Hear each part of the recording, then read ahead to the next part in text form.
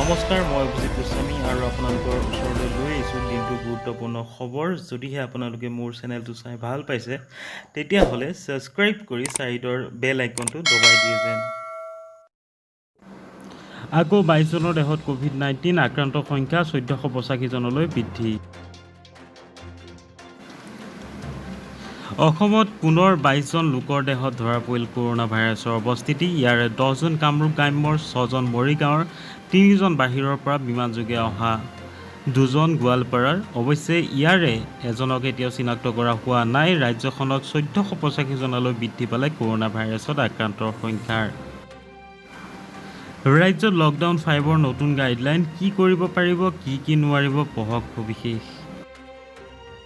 কি বন্ধ থাকিব? Cinema hall, gym, swimming pool, entertainment park, theatre, bar, auditorium, assembly hall আদি বন্ধ থাকিব। সাংস্কৃতিক অনুষ্ঠান, সভা সমিতি আদি অনুষ্ঠিত কৰিব নোৱাৰিব। স্কুল, কলেজ, বিশ্ববিদ্যালয়, শিক্ষানুষ্ঠান আদি বন্ধ থাকিব। উল্লেখযোগ্য যে দুচকীয়া বাহনৰ পিছফালে মহিলা অথবা 12 বছৰ তলৰ শিশুৰ বাহিৰে কোনো লোকক নিব নোৱাৰিব। বিশেষ স্বাস্থ্যজনিত কাৰণৰ বাহিৰে 65 বছৰ ঊৰ্ধ্বৰ ব্যক্তি, সন্তান, সম্ভাৱনা মহিলা, 10 বছৰ বয়সৰ তলৰ শিশু ঘৰৰ পৰা ওলাব নোৱাৰিব লকডাউনৰ টাইমত। ৰাজ্যত কি শিথিল কৰা হৈছে? অহা 8 জুন 2020ৰ পৰা ৰাজ্যত খুলিব সকলো ধৰ্মীয় অনুষ্ঠান। অৱশ্যে এটা সময়ত সৰ্বাধিক 20 জন লোকহে উপস্থিত থাকিব পাৰিব। অৱশ্যে ধৰ্মীয় অনুষ্ঠান যদি আকাৰত সৰু হয় তেন্তে উপস্থিত থাকিব পৰা লোকৰ সংখ্যাও পৰিচালনা কমিটিয়ে কমাব পাৰে। ৰাজ্যত হোটেল, ৰেষ্টুৰেণ্টসমূহো খোলা হ'ব 8 জুনৰ পৰা। অৱশ্যে এটা সময়ত 50% লোকহে উপস্থিত থাকিব পাৰিব আৰু সকলোৱে মানিব লাগিব সামাজিক দূৰত্ব। ৰাজ্যত পুনৰবাৰ বৃদ্ধি হ'ল চিলিণ্ডাৰৰ মূল্য। সোমবাৰৰ পৰা দেশত আৰম্ভ হোৱা আনলক 1.0ৰ প্ৰথম দিনটোত দেশবাসীৰ বাবে এটা বেয়া খবৰ। আজিৰে পৰা বৃদ্ধি পালে ৰন্ধন গেছৰ মূল্য। বিনা ৰাজহকৃত চিলিণ্ডাৰৰ মূল্য বৃদ্ধিৰ আনলক 1.0 আৰম্ভ কৰাৰ সিদ্ধান্ত গ্ৰহণ কৰা হৈছে। IACLৰ ৱেবছাইটত প্ৰকাশিত খবৰ অনুসৰি 14.2 কিলোগ্ৰামৰ প্ৰতিটো চিলিণ্ডাৰত 11 টকা 50 পইচা মূল্য বৃদ্ধি হোৱাৰ পৰিৱৰ্তে 19 কিলোগ্ৰামৰ চিলিণ্ডাৰত 11.10 টকালৈ বৃদ্ধি। বলীউডৰ জনপ্ৰিয় সংগীত পৰিচালক ৱাজিদ খানৰ মৃত্যু। Corona report positive. ছাজিদ ৱাজিদৰ জুতিৰে বলীউডত অতি জনপ্ৰিয় যুগলৰ ৱাজিদৰ দেৱখান কিডনীৰ অসুখত ভোগাৰ লগতে শেহতীয়াকৈ কৰোনাৰ ৰিপৰ্টটো পজিটিভ আহিছিল তেওঁৰ। কিডনীৰ অসুখত আক্ৰান্ত ৱাজিদ খানৰ স্বাস্থ্য শোচনীয় হৈ পৰাত মুম্বাইৰ এখন হস্পিটেলত ভৰ্তি কৰোৱা হৈছিল তেওঁক। 42 বছৰীয়া ৱাজিদৰ মাত্ৰ কেইটামান মাহ পূৰ্বে কিডনী ট্ৰান্সপ্লাণ্ট কৰোৱা হৈছিলে। দেওবাৰে সন্ধিয়া তেওঁক স্বাস্থ্যৰ অৱস্থা বেয়া ফাললৈ গতি কৰে আৰু অশেষ চেষ্টা কৰিও চিকিৎসকে তেওঁক ৰক্ষা কৰিব নোৱাৰিলে। ইতিমধ্যে বলীউডৰ ৱাজিদ খানৰ মৃত্যুক লৈ শোক প্ৰকাশ কৰিছে ইজনৰ পিছত সিজনে।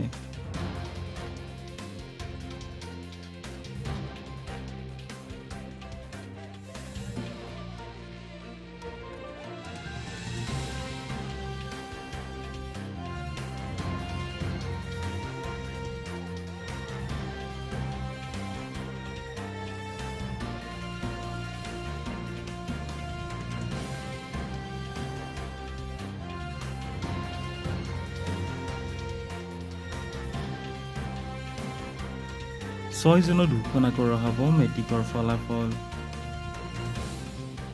6 জুনত ঘোষণা কৰা হ'ব মেট্ৰিকৰ ফলাফল। শিক্ষামন্ত্ৰী হেমন্ত বিশ্ব শৰ্মাই কৰিছে এই ঘোষণা। NHMৰ কাৰ্যালয়ত সংবাদ মেল উদ্বোধন কৰি এই ঘোষণা কৰিছে মন্ত্ৰীগৰাকীয়ে। উল্লেখযোগ্য যে কৰোনাৰ সন্ত্ৰাসৰ বাবে মেট্ৰিকৰ ফলাফলক লৈ কেন্দ্ৰ কৰি অনিশ্চয়তা দেখা দিছিলে। তেনে সময়তে শিক্ষামন্ত্ৰীগৰাকীয়ে কৰে এই ঘোষণা।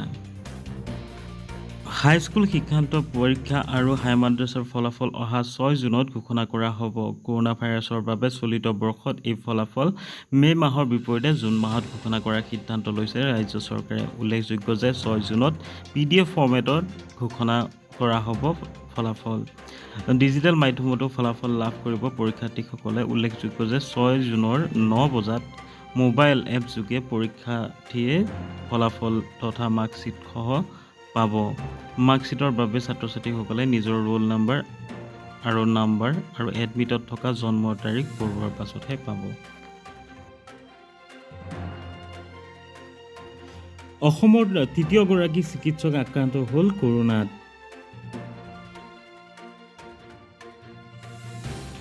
অসমত তৃতীয়গৰাকী চিকিৎসকৰ দেহত ধৰা পৰিছে কৰোনা ভাইৰাছৰ অৱস্থিতি। বিগত সময়ত কামৰূপৰ শিঙিমাৰী মডেল চিকিৎসালয়ত সেৱা আগবঢ়াই থকা দীপক চন্দ্ৰ দাস নামৰ চিকিৎসকগৰাকীৰ দেহত ধৰা পৰিছে কৰোনা ভাইৰাছৰ। শিঙিমাৰী মডেল চিকিৎসালয়ত পৰিদৰ্শকৰ দায়িত্বত থকা দীপক চন্দ্ৰ দাসক বৰ্তমান গুৱাহাটীৰ চিকিৎসা মহাবিদ্যালয়ত চিকিৎসা প্ৰদান কৰি থকা হৈছে। স্বাস্থ্য বিভাগে ইতিমধ্যে তেওঁৰ সংস্পৰ্শলৈ অহা লোকৰ চিনাক্তকৰণৰ প্ৰক্ৰিয়া আৰম্ভ কৰিছে। কৰোনা সংক্ৰমণ প্ৰতিৰোধ কৰিবলৈ গৈ বাইকত সংঘটিত হ'ল অগ্নিকাণ্ড। চাওক এই ভিডিঅ'টো। সমগ্ৰ দেশতে কৰোনা ভাইৰাছৰ সংক্ৰমণ প্ৰতিদিনাই বৃদ্ধি পাবলৈ ধৰিছে। প্ৰায় 2 লাখ লোক আক্ৰান্ত হৈছে এই ভাইৰাছত। ক'ভিড-19 সংক্ৰমণ প্ৰতিৰোধৰ বাবে চৰকাৰে চাফ-চিকুণতাৰ বিশেষ গুৰুত্ব আৰোপ কৰিছে। এই ভাইৰাছৰ পৰা ৰক্ষা পাবলৈ সকলোৱে হাত চেনিটাইজ কৰাৰ লগতে মাস্ক পৰিধান কৰিছে।